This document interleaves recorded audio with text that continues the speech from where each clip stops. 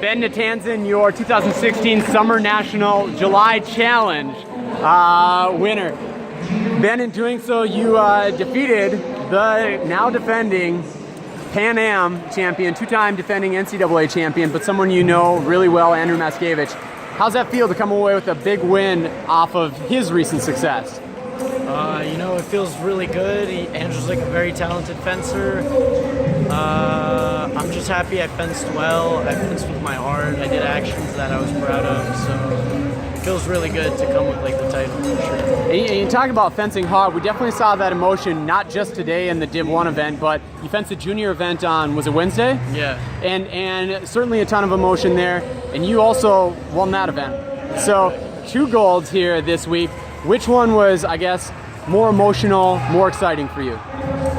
I think that I'd have to say the junior one had to be a little more emotionally satisfying for me because it gave us team points. Unlike this event today, it didn't give us any team points, and it was a little more relaxed. For qualification? Yeah, for a national team qualification.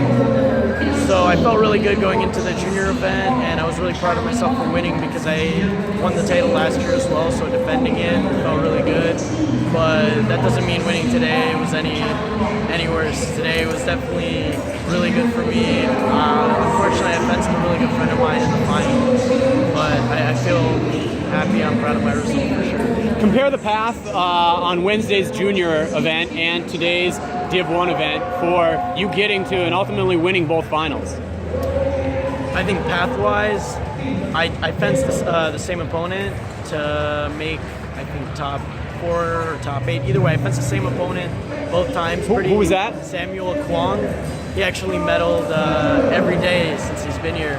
So he's been fencing really well, and he's been giving me very hard bouts. So I'm happy that I had the opportunity to fence him, and I fenced him well. And how did those, being able to face the same opponent at the same point of the competition, what did you see between Wednesday and then today? I think today I was a little more sure of myself, and I knew a little more about what his intentions were going into the bout, so I was able to change and do things differently. Even though the score was the same actually for both days, I didn't make the same mistakes I made the first day. I made slightly different mistakes, but it's okay. It's all like a learning experience. And that was like your ability to read him better, or just like your assertiveness in Definitely today? read him better. Definitely read him better. I mean, he's also a very competitive guy. He's pretty sure of himself too, which is good. Like, he definitely gave me very competitive bouts. And after moving into the 4, then what? And I guess both events.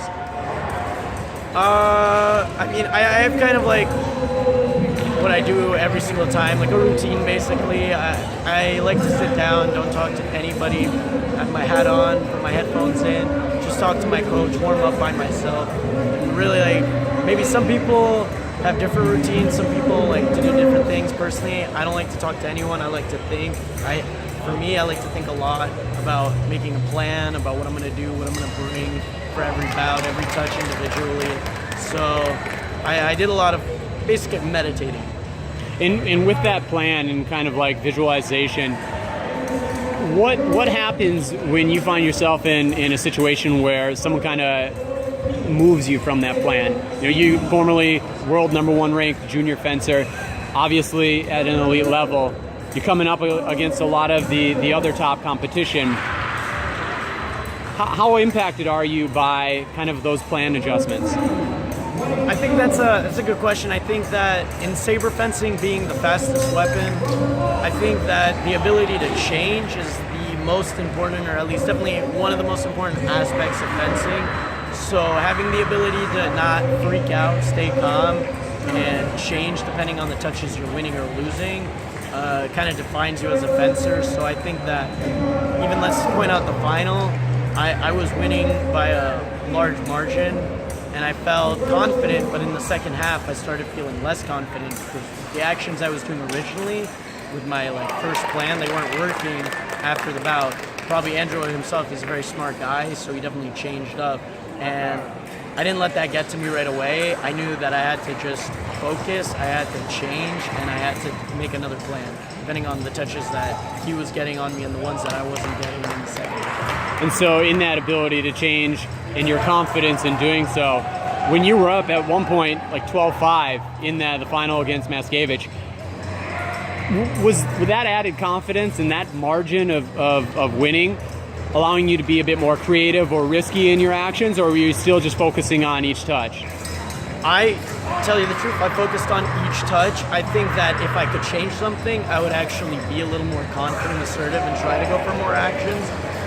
But it worked for me today. I think another day, who knows, like, I might have panicked, I might have had to change. I think that personally, the flaw in that bout is I didn't change fast enough. I think that I got away with it, being that there was a high margin, because, I mean, I don't want to speak for my opponent's sake. I know myself, if there's a higher margin, you tend to panic a little more naturally. So if I could change something, I think that that's what I would change. All right, well, that ability proved you to be successful today, as well as on Wednesday. Congratulations. Thank you.